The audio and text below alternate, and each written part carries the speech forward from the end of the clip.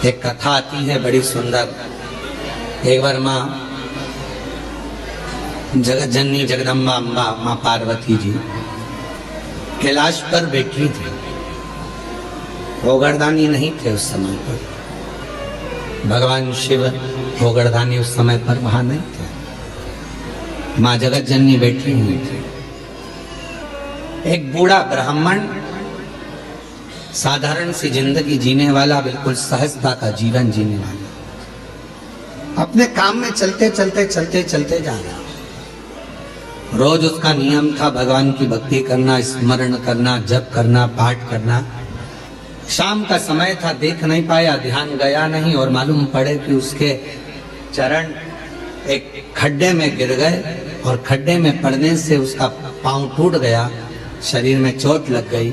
उसके घर के लोगों ने उसको घर में ले जाकर सुला दिया। बहुत दिन तक वो घर में ही पड़ा रहा। घर जगत जननी जगदम्बा अम्बा माँ पार्वती जी ने देखा, कब से पड़ा हुआ है ये, कितने दिन से पड़ा हुआ है, शिव जी को इसका ध्यान नहीं है क्या? कई लोग कहते हैं कि भगवान सुनता नहीं है क्या? कई लोग कहते हैं भगवान क्या देखता नहीं है क्या? हम इतना भजन करते हैं और हमारे एक रिश्तेदार हैं, वो हमको तकलीफ देते रहते हैं और इतना फूल रहा फल रहा, हमारे पड़ोसी इतने फल रहे फूल रहे जो भगवान के मंदिर तक नहीं जाते, लोगों को परेशान करके रखा है। उसके बाद भी उसके यहाँ भगवान इतना दिए जा रहा है। क्या भगवान नहीं है क्या? क्या भगवान की आंखें नहीं है क्या? लोग कहते हैं। हम इतना तपस्या करें, भजन करें, कीर्तन करें और दुख भी हमें ही आ रहा है।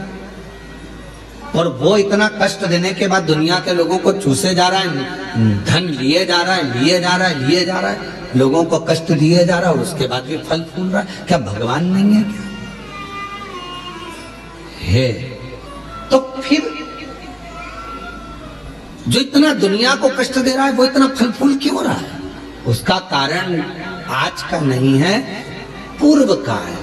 कोई पिछले जन्म का उसने अच्छा कर्म करा होगा तो आज उसको भगवान ने इतना गाड़ी बंगला सत्ता वैभव जायदाद सब पूर्व का करा होगा, आज भोग रहा है।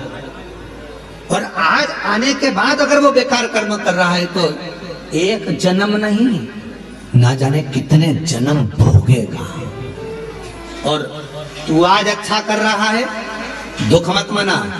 तूने पूर्व में कोई गलत कर्म करा होगा तो आज तेरे पास में ना थोड़ा धन कम है, वैभव कम है, सत्ता कम है, पर तेरे पास भजन तो ज्यादा है ना। भजन तू कर रहा है, शिव की आराधना कर रहा है, साधना कर रहा है, कर ले, अगला जन्म सवर जाएगा तेरा।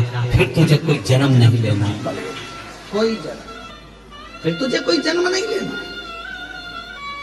पार्वती जी की आंखों में जल भर गया कि कितना साधारण ब्राह्मण है और इतना इतना तप करने वाला, इतना साधना करने वाला, पूजन करने वाला, पांव टूट गया, शरीर टूट गया और पड़ा हुआ है। शिव जी का ध्यान नहीं है क्या? थोड़ी देर बाद भगवान शंकर आ गए, पार्वती जी उनसे रूठ कर बैठ गए। क्यों? क्योंकि भक्तों की दशा नहीं देखी गई, भक्तों की दशा नहीं देखी गई, माता से रूठ कर बैठ गए। शिव जी ने पार्वती जी से कहा, क्या बात है जगत जननी, तुम आज रूठी हुई सी दिखती हो। प्रभु आप इतने बड़े दयालु है, भगवान ने आपको 3 नेत्र दिए हैं, उसके बाद एक ब्राह्मण भक्त की दशा नहीं देखी जा रही तुमसे? जो रोज मंदिर जाता था, रोज भजन करता था, उसके पांव में चोट लग गई, कमर टूट गई, पांव टूट गया, वो पड़ा हुआ है पलंग पर, उसकी दशा नहीं देखी जा रही तुमसे? उसके पांव सही नहीं कर सकते, उसकी कमर सही नहीं कर सकते? शिव जी ने कहा, पार्वती कमर और पांव तो मैं एक बेलपत्र दूं उसको और खाएगा और वो ठीक हो जाएगा, पर मैं चाहता हूं कि थोड़ा समय वो पलंग पर पड़ा रहे, थोड़ा समय वो पलंग पर रहे, पलंग पर पड़ा रहे।